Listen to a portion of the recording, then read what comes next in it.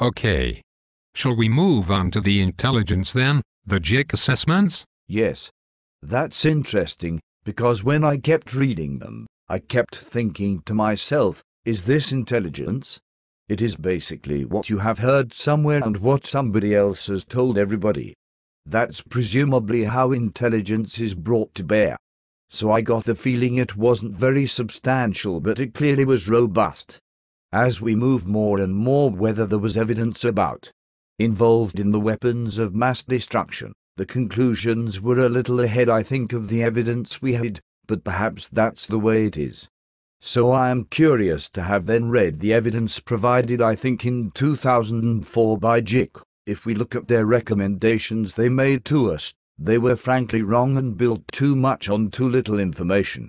I think that was made by a number of the witnesses to you. That was my impression at the time, but, you know, I just thought, this is the intelligence document. This is what you have.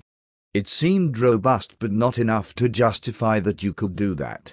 What you do in intelligence is a bit of tittle-tattle here and a bit more information there and a judgment made, isn't it, to be fair? Did it convince you that Iraq posed a serious and growing threat to the region and to UK and Western interests?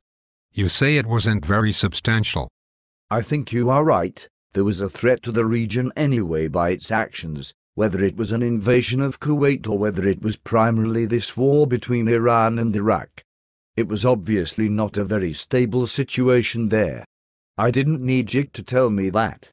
Where we were concerned with the intelligence on JIC was to whether he was cooperating with the resolutions from UN in giving information as to whether he was actively involved in weapons of mass destruction.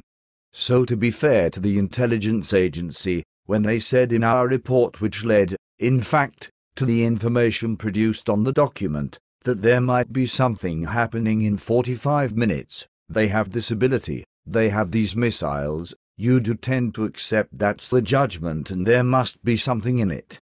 I didn't totally dismiss it. I didn't have any evidence to feel that they were wrong, but I just felt a little bit nervous about the conclusions on what I thought seemed to be pretty limited intelligence.